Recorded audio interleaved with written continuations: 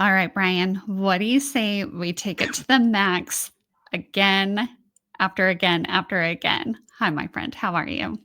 I am well. So, for the audience that follows Saturday Night Live, they've got like the club for the host that 5 times. So I just got to do one more time Yes. to maybe get a gold jacket for There your you podcast. go. There you go. I'll happily have one made for you because as of Yeah. right now, you are the first fourth time guest. So thank you as always for being here. Let me properly introduce you for anyone who maybe is just tuning in and finding us initially.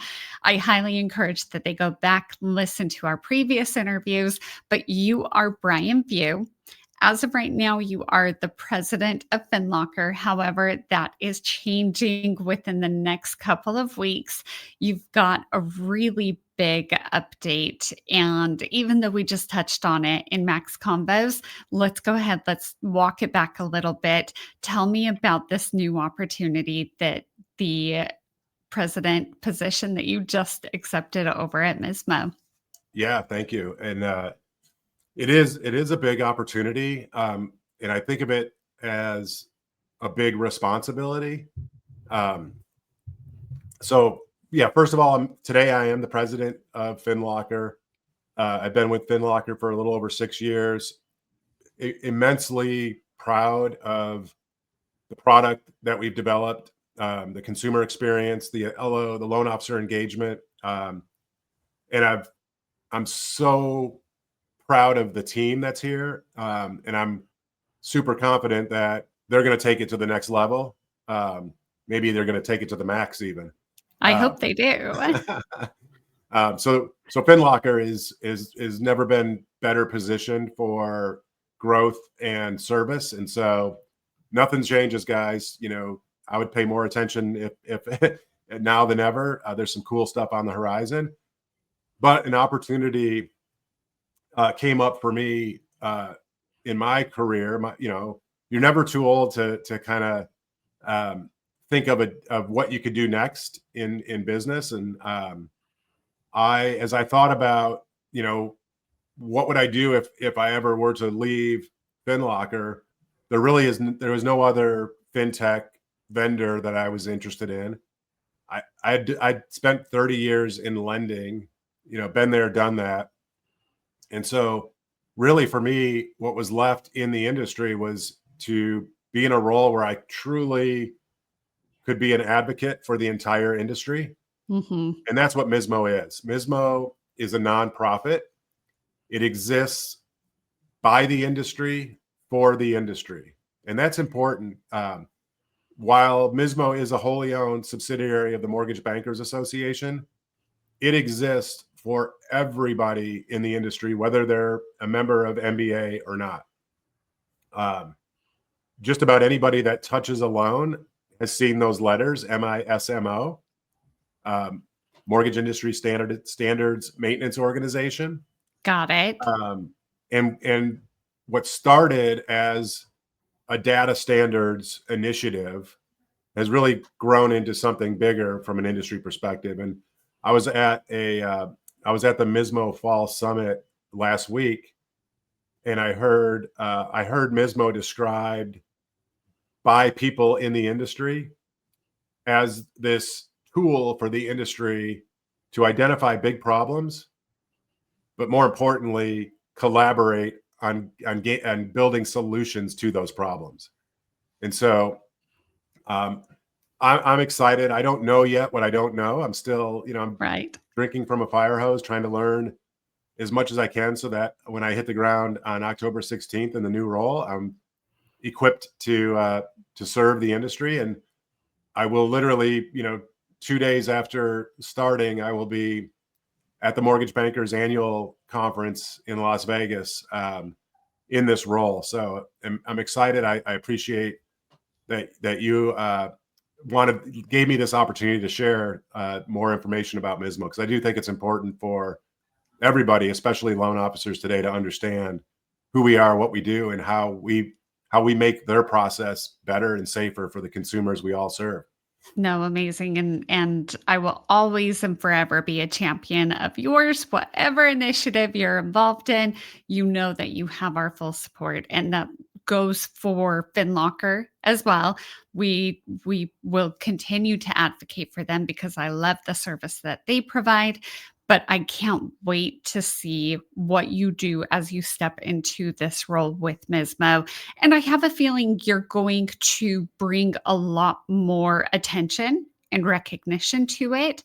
I think that that's a massive opportunity that comes with you stepping into the presidency.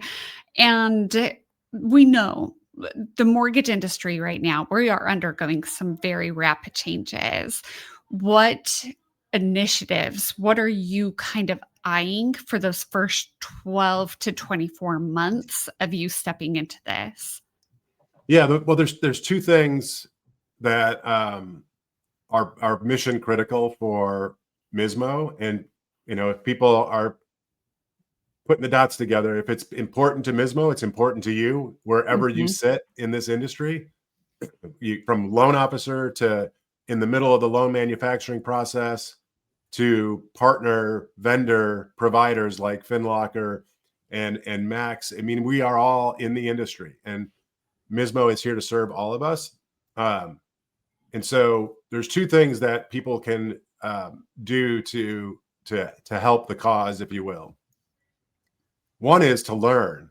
Like, I would challenge everybody watching, listening to this podcast to get a piece of paper out, or better yet, get your favorite AI tool out, whether it's Chat GPT or Gemini or Copilot, and open up a new, GPT or new thread and start asking questions about MISMO, Mm.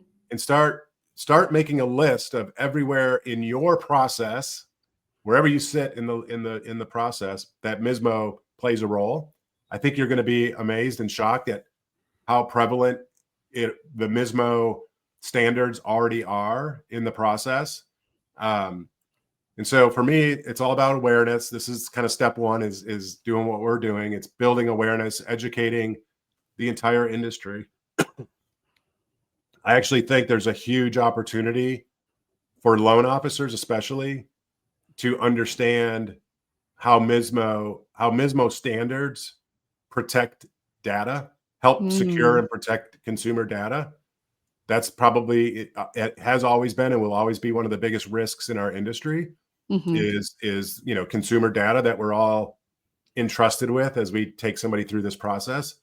And so probably for the fifth time I come on your show, we'll have something to talk about that potentially we could be doing together to help solve that for loan officers. Yeah. Um, and then here's the other thing I would ask the audience to do is ask your senior management how your company relies on and leverages MISMO. And then the third thing, I know I said two, but the third thing is give me feedback. Oh, I Give love that. give me and the team at MISMO, give us feedback on whether or not you're not sure where MISMO adds value, where it's providing value, or where you see it. We would love feedback from the industry. We are here again. We exist for the industry, by the industry. We're a nonprofit. We're funded by the industry to carry on this mission. So I think that's so incredible. Where do you think, given the legacy of MISMO, given your experience and someone who I think does look at things through a very revolutionary type lens, where do you see the innovation and transformation opportunities? What are you kind of envisioning for that? yeah, I don't know that I necessarily have created a very specific vision yet. But I That can could be tell where you the feedback comes into play that's too. exactly right. I think it's one thing for me and my role, but the MISMO team to say what the vision is, but the industry does the work. Right. What makes MISMO so special is at any given time there's a couple dozen serious initiatives that are happening and underway, and we call these work groups. And these work groups are made up of industry, every part of industry, from originations to back office to vendor tech support to even regulators and agencies, are all together, in the same room, whether it's virtual or in real life, working together to create solutions to these very real problems. As an organization, we help to prioritize, the work based on the collective feedback. But one thing I can tell you for certain that we're going to be focused on, and this came out in the very last, in the fall summit, which was just last week, where our industry is with AI. Yeah. And AI has been around in mortgage for a long time, more than a decade in one way or another. But what we're seeing today is where AI is existing way, way, way up the funnel, like outside of the loan manufacturing process. And there may very well be a need for an organization like MISMO to help the industry kind of create some guardrails and standardizations around how AI is used by loan officers, as an example, as a up funnel tool for engaging and educating and preparing consumers. So more to come on that. I do think that's a place where MISMO can help, because we can bring all the players together to kind of identify a problem and, again, seek to create a solution that we all can kind of rely on. I think the AI revolution, obviously, that we're undergoing is massive. And I think even a year ago, we weren't fully aware of just how quickly it would come in and disrupt and revolutionize. I think we had an inkling, but I Yeah. don't think we understood the entire scope. And so now that it's become more of our day-to-day lives, this is the perfect time where people should be getting involved and knowing where to direct their feedback to, that it's actually heard, to an organization that is dedicated to helping make those improvements industry-wide, is massive. What do you plan to do where this is a advocacy group for the industry? How are you planning to drive engagement from fintechs and regulators? What does that look like for you? How can Um, we support you in that? yeah, I think it's all about conversations. And so for me, in Definitely. this new role, I will be doing as much as I can to be in front of as many people as possible, to have conversations and gain deeper understanding on the problems that they have in their organization, and the potential that, the MISMO organization can play a role in solving those problems. I'll be proactively reaching out to my 3 decades worth of relationships and network that I've created, to lean into some folks that I think could be helpful to the cause. So this is your warning, guys. If you see that my 248 number coming through, don't block it. I'll find you. But we really want, we at MISMO really want to hear and learn and understand what the big problems are, so that, as we kind of go into 2026, we can put the right emphasis and priority and resources against the biggest problems, and opportunities. Honestly, not everything has to be a problem. There are some opportunities that are out there. Right. So to me, it's all about hearing, listening, learning, and then starting to quickly take the learnings and put it into some strategic action plans, if you will. I think, again, this was a brilliant hire on their part. One, because you do come with that network. And like you mentioned, 3 decades worth of industry connections and contacts and friendships, et cetera. So fabulous move on their part, ingenious. And I think from your fintech background as well, I think there's going to be a really good opportunity for you to implement things maybe quicker than someone else might have been able to, because that is an industry critique of, we like to go through, we like to make these initiatives, we like to advocate but behind things. We know that we have different organizational changes that we need to make, but then the adoption to do so tends to lag a little bit. And so I do think your expertise in that area is going to really be a strength behind them.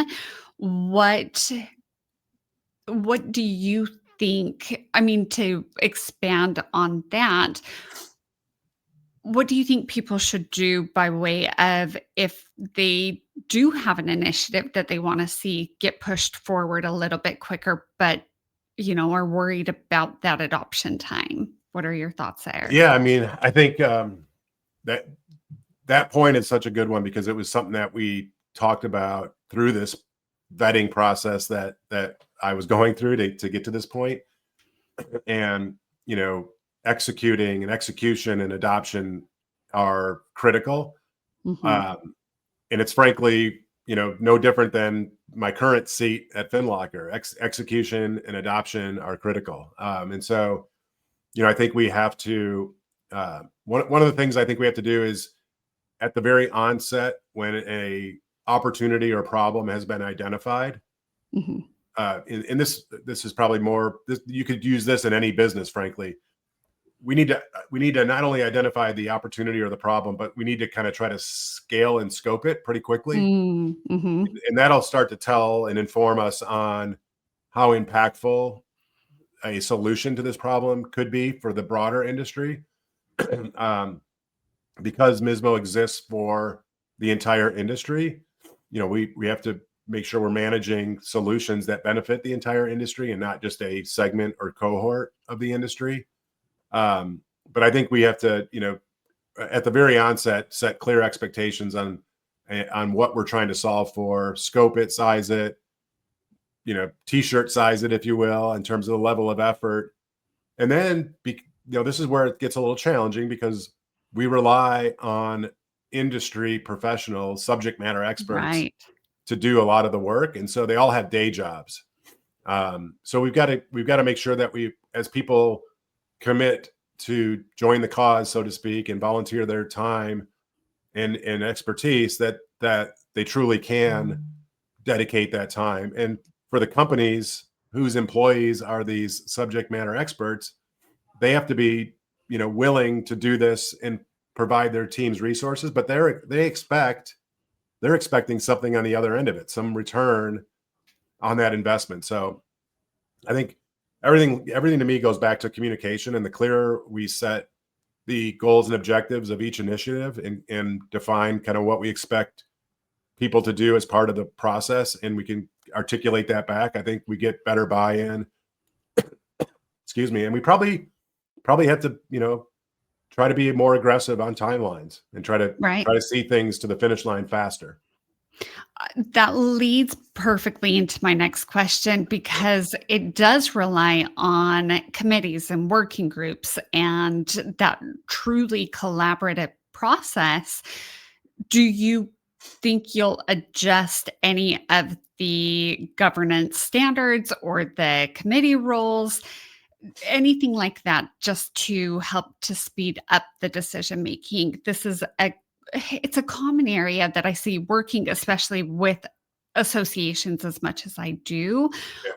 It's a common thread that I see of these volunteer organizations, where they have so many board seats that are taken up by legend members, Mm, and consequently it stalls out a lot of their progress, because you have people who maybe were committed on the onset, but as time goes on, all of a sudden they become a little less focused, a little less, um, I don't know, their buy-in is just less, but yeah. they want to maintain that seat.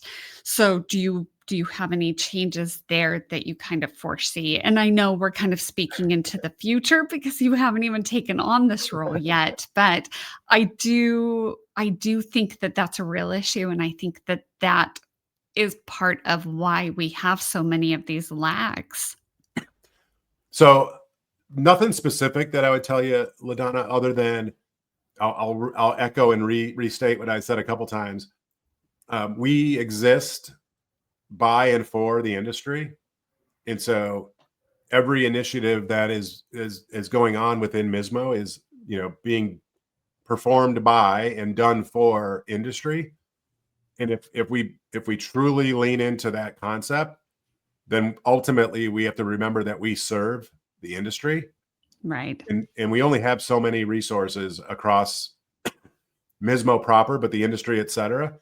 And so, what I would tell you is I think we will continue, and MISMO's done this as an organization, but we will continue to assess the initiatives and reprioritize where it makes sense. If like AI, a year ago, AI was not, like we already said it, AI has come so far just inside of a year. In fact, you could argue just in the last 6 months, it's like tripled itself from the last year.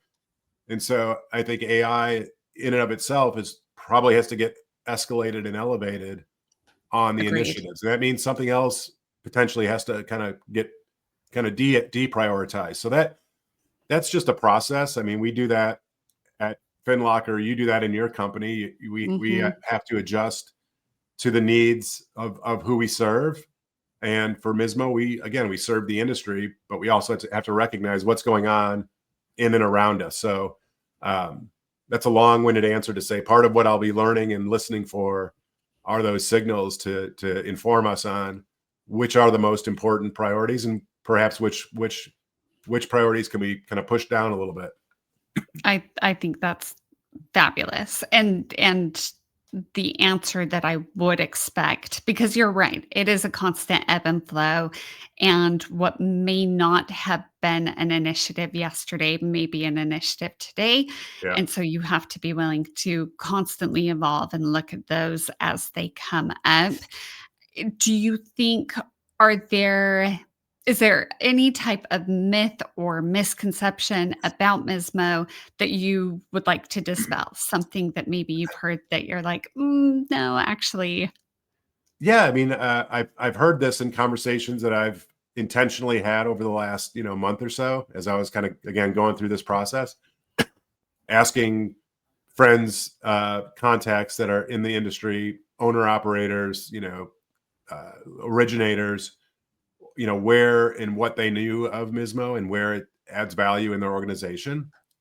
And unfortunately, I heard a fair amount of times where they didn't understand exactly where MISMO was adding value. Okay. And so, I think that's on us as an organization to do the work to better articulate the value prop and the story behind the value.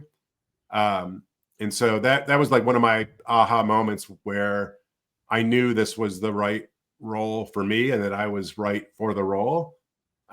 Because I've had to do that for the last 6 years at FinLocker, Right. in terms of, helping create and tell the story. The difference for me now going forward is MISMO is a brand that's been around for a long time. It's people at least recognize the name. And now we get to do a better job weaving the value props into the talk track. So for me, it's just continue to find opportunities like this one to get people thinking about MISMO. And I guarantee if you go back to corporate, if you will, and kind of peel back the onion, you're going to find where MISMO is a critical part of various processes that you have, whether it's in your tech stack or in your actual loan manufacturing process. How can people help to support you in this? Love that. Where can they contribute? Yeah, so you don't have to be a member to participate in MISMO. So we have these working groups, and so people can go on the MISMO website and see the different working groups. But there's also communities of practice. And I would fashion communities of practice as kind of a very focused, almost like a focused mastermind on a topic. Um, so like there was a community of practice session meeting on AI at the fall summit, and it was packed, standing room only. Um, so I would go to the MISMO website, and if you're not, if you're an originator, you probably there might be a working group or two that would make sense for you to participate in, but more likely you would be benefited by checking out the communities of practice and perhaps joining one or more of those. If nothing else, as an originator, you're going to learn something that your competition doesn't know. That's going to make you a better solution provider to the consumers that you serve in your community. Amazing. As kind of a wrap up, because we're getting close on time, what what do you think is your broader hope or your, I guess, your legacy for how the standards that you're about to put into place will transform the mortgage industry and the housing ecosystem as a whole? Yeah, I think it's I think if we think about a data standard as kind of a way to organize information, and the best example I always give is in our industry, a loan gets manufactured starting at loan application and goes through a series of diligence, including full underwriting, right? And then that loan, after it's closed, goes through another layer of diligence, an audit, QC check, whatever you want to call it. And then if that loan gets sold, which almost every loan gets sold one way or another, either to an aggregator or to an agency, it's likely that that same loan is going to go through another layer level of diligence. Every one of those touch points comes at a cost. Mhm. Every dollar that gets spent on those touch points is passed back through to the consumer one way or the other. It has to be. Right. So, if I were to kind of fast forward 10 years, I guess, wouldn't it be great if we could trust this data at the onset, at loan application, Ah, have it verified, because of the standardization is a important part of that verification, and then have that package of data kind of go through the process and not necessarily have to be checked and rechecked dozens of times along the way.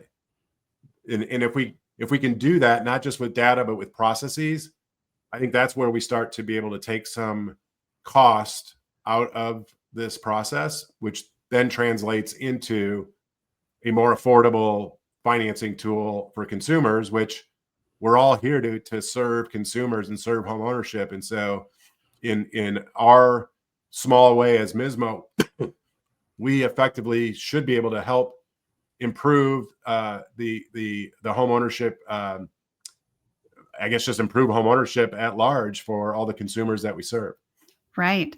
I love the tie of that, of we are all in this for consumers, for consumer benefit, for improvement of the industry. This really improving some of those touch points, improving some of those redundancies, lessening the incurred costs on consumers, all of that, if we can really approach housing affordability as a whole and look at the entire process as a whole and where improvements can be made, that is, to me, one of the best gifts that we Yeah. can give to this industry. So I think that's a fantastic answer. And I really do hope that that serves you well and that that transpires into the legacy that it should be, because that is massive. Well, my friend, you have been, as always, so generous with your time. I know even you've been kind of struggling with a cold, so thank you anyway for joining me regardless of that. I really do appreciate it. I will have you back again sooner rather than later because, as you touched on, there's an opportunity where we're going to partner together and figure out a way that we can encourage and influence even more participation from people within this ecosystem. So I can't wait. I'll have your gold jacket waiting for you. In the meantime, again, best place for people to reach you is LinkedIn.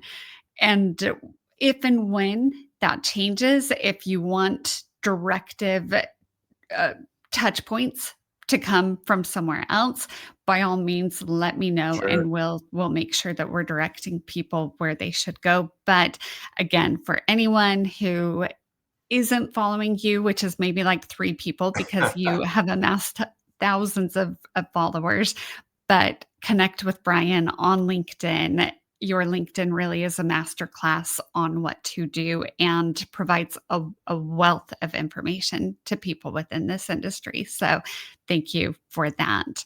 Thank you. Yeah, of course. And thank you, as always, for being here. You're the best. Thanks for taking it to the max with me. I loved it. Thanks, LaDonna. Thanks, Brian.